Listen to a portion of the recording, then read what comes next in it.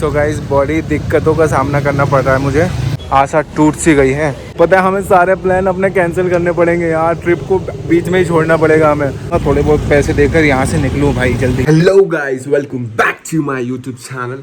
तो कैब वैब हिल गई मेरी। दोस्त देख रहे हो मेरा दोस्त? मतलब हाँ, अच्छा आपको नहीं पता? अरे भाई नेपाल के मैंने 3 पार्ट डाल चुका हूँ, जाके पहले वो देख लो, उसके बाद चौथे पे आना, ठीक है ना?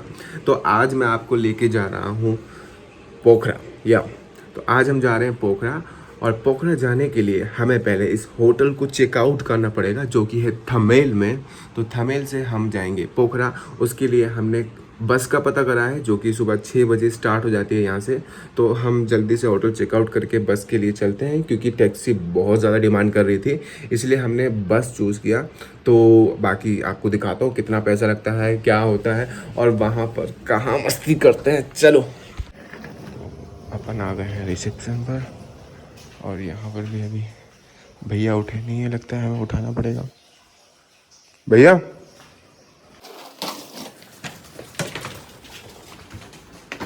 ठीक है भैया, ठीक है।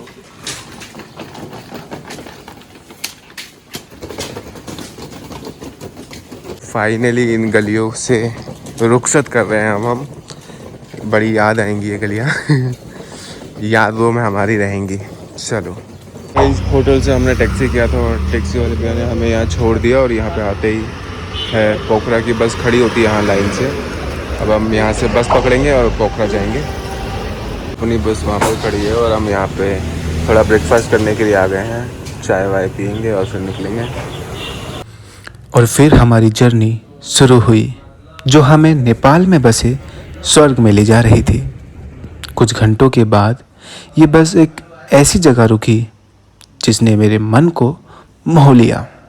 थोड़ी आंखें घुमाई तो क्या देखा कि सभी लोग खाने की लाइन में लगे हैं। 900 रुपये में खाना भी इंक्लूड था। ये सोचकर जब मैंने खाना लिया तब पता चला कि इसके 500 रुपये देने होंगे। इज्जत जाने के डर से मना करना अच्छा नहीं लगा। जेब खाली थी, इसलिए खाने का स्वाद कुछ खास लगा नहीं।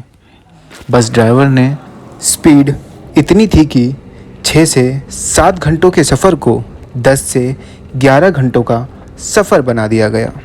खैर फाइनली हम अपनी डेस्टिनेशन पर थे, जहां हमें टैक्सी ड्राइवर ने बताया कि होटल जाने के लिए 300 लगेगा। 300 दे के नज़ारों का आनंद लेना शुरू तो कर दिया था, पर जेब हल्की होने के कारण दिमाग कहीं और ही था। चलो जो भी हो, रिमझिम बारिश के साथ पोखरा ने हमारा स्वागत तो अच्छा ही किया। सो गाइस ये रूम हमने ले लिया थमेल में आकर। रूम सही है, टॉयलेट वॉयलेट सब कुछ बढ़िया, और सबसे इम्पोर्टेंट यहाँ पर मुझे बालकनी भी मिल गई। एक तो ये देखिए, यहाँ से पूरा आपको व्यू मिल जाएगा यहाँ का। ये देखिए, यहाँ से लेक पे जाने का सीधा रास्ता है। बहुत ही सही लोकेशन पर हमें होटल मिल गया है।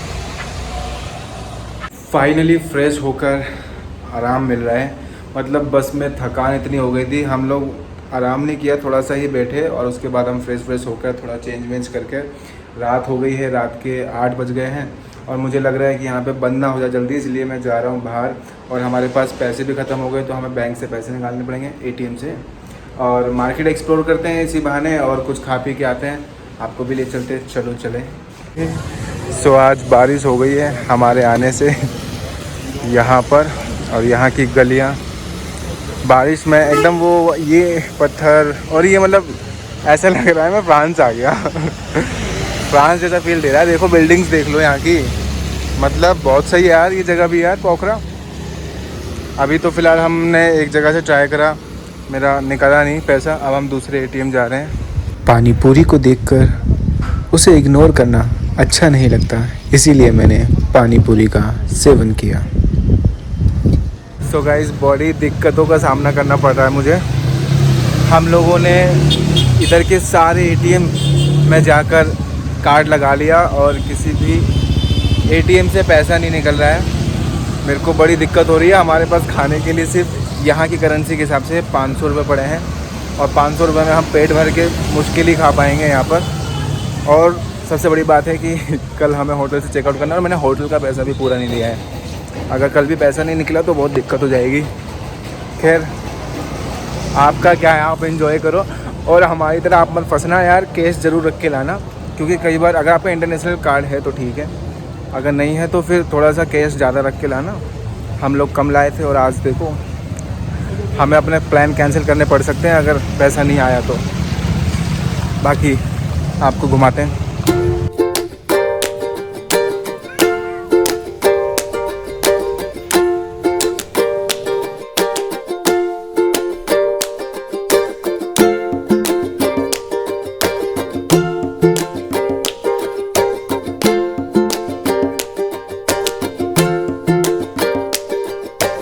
तो ये यहाँ पे गाइस 2 एटीएम थे, इनसे भी हमने निकाल के देख लिया।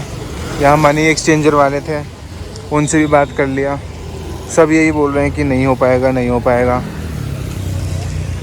अब हमारी आशा टूट सी गई है। अभी हमने कुछ खाया भी नहीं है, बट क्या ही करूँ मैं अब। ये देखो एक बार और लास्ट टाइम और ट्राई करने जा रहा है बंदा। मैं अपनी मतलब मेरी हंसी मत देखो कि आपको क्या लग रहा है कि मैं मजाक कर रहा हूँ क्या। मैं बिल्कुल मजाक नहीं कर रहा हूँ। हम लोगों की अंदर से ना मतलब कितना दुख हो रहा है हमें। पता है हमें सारे प्लान अपने कैंसिल करने पड़ेंगे यार, ट्रिप को बीच में ही छोड़ना पड़ेगा हमें अगर पैसे का जुगाड़ नहीं हुआ। इंडिया में भी मैंने कॉल किया बट कोई नेपाली से कोई कनेक्शन ही नहीं है यार। मेरे 1-2 गेस्ट हैं नेपाल से, बट उनका भी मेरे को कॉन्टेक्ट नंबर नहीं मिल पा रहा है। वरना तो उन्होंने मुझे बोला था कि नेपाल आओगे तो हम आपको घुमाएगा फिराएगा, बट उनको कहाँ ढूंढूं मैं अब। मैंने कोई कॉन्टेक्ट नंबर लेकर ही नहीं आया उनका। निकले नहीं निकले तो मुझे कैसे करूँ। लेट्स सी क्या होता है। मैंने अपने होटल में भी जॉब, जहाँ मैं जॉब करता हूँ वहाँ भी पता कर लिया, घर पे भी पता कर लिया। किससे पता करूँ, मैं फंस गया हूँ यार बहुत बुरी तरीके से। ये होटल देखो शानदार लग रहा है। वो वाली बात है, फटी पड़ी है और बंदे को ये देखना है होटल देखो, ये देखो, बट क्या कर सकता हूँ मैं। चलो चलते हैं। अभी मैं जा रहा हूँ होटल और मुझे याद आया कि मेरे पास कुछ 1000-2000 इंडियन करेंसी पड़ी है जो मैंने एक्सचेंज नहीं करवाई थी। उसको एक्सचेंज करवा के कम से कम हम खाना खा लेते हैं। तो अभी हम जा रहा हूँ होटल, 5 इंडियन करेंसी लूँगा और उसको एक्सचेंज करवा के यहाँ पे खाना खाता हूँ पहले तो मैं। उसके बाद आराम से सो जाऊँगा, थोड़े बहुत पैसे देकर यहाँ से निकलूँ भाई जल्दी, मुझे नहीं रहना यहाँ पे। सब ये देखो मुझे क्या मिला। मैंने जब अपना पर्स टटोला तो मुझे याद आया हमारे होटल में हमारे साथी हैं, उन्होंने मेरे पास कुछ पैसे रखवाए थे और वो पैसे मेरे पास पड़े हुए थे। तो 3000 रुपये मेरे पर्स में है, मुझे पता ही नहीं था इंडियन करेंसी। चलो अब इसे जल्दी से केस करवाते हैं और खाना खाते हैं। अब तो चिकन तोड़ूंगा। यहाँ पे ये दुकान थी जहाँ से मैंने चेंज करवा लिए हैं और मुझे 3000 में यहाँ के मिले हैं 4500 रुपये इनकी कमीशन काट कर। तो 4500 रुपये में हम जा रहे हैं कुछ खाने। तो मूड को ठंडा बनाने के लिए मैंने ले लिया आइसक्रीम खा के खाना खाऊंगा भाई। पहले मेरे को टेंशन बहुत हो गई थी। तो ये मारवाड़ी रेस्टोरेंट आए हम, जो कि होटल के पास ही था, खाना खाने के लिए। इसकी एक स्टोरी मैं आपको बताता हूँ होटल जाकर। फिलहाल चलो देखते हैं। सो गाइस खाना आ गया है, क्योंकि मुझे साउथ इंडियन पसंद है तो मैंने डोसा मंगाया है और भाई साहब ने फ्राइड राइस मंगाए हैं और साथ में फेंटा मिरिंडा। तो खाना खा के चलते हैं। कोई चिंता ना करो, ये कार्ड भी रखिए। मेरा राइटिंग अच्छा नहीं है पर आपको मुँह से समझाए तो याद रहेगा। ये 4 मिनट में 12 चौक पूछना है। लेक साइड का बहुत फेमस एरिया है, मंदिर जाने का वही रास्ता है। इसे आप ये रेस्टोरेंट देख लीजिए मारवाड़ी, और एक वो दुकान देख लीजिए विनायक, इसके ठीक सामने। इसकी हिस्ट्री मैं आपको बताता हूँ होटल में चल के। अभी पहले होटल में चलते हैं।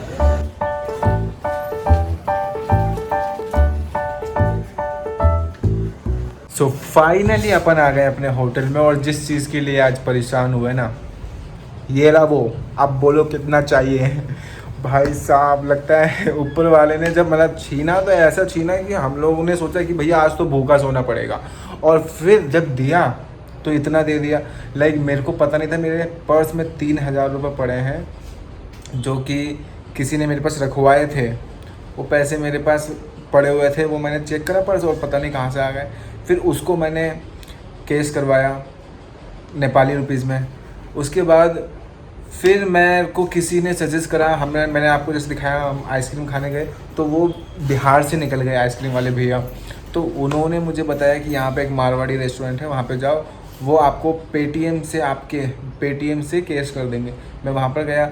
वैसे मोस्टली 5,000 का 7500 रुपये देते हैं, 500 रुपये काटते हैं, बट यहाँ पर उन्होंने 1,000 रुपये काटा। बट मैंने कहा भाई दो तो उन्होंने 1,000 रुपये काटा, और उन्हीं के रेस्टोरेंट में बैठ के हमने खाना भी खाया। और उन्हीं के ठीक सामने जो विनायक की दुकान दिखाई थी अंकल जी का, उन्होंने मुझे एक सिंपल रूट भी बताया। उन्होंने कहा टैक्सी मत लेना अगर तुम्हें घूमना है, जैसे उन्होंने पूरा रूट समझाया, और कैश भी उन्होंने करके दिया था मुझे।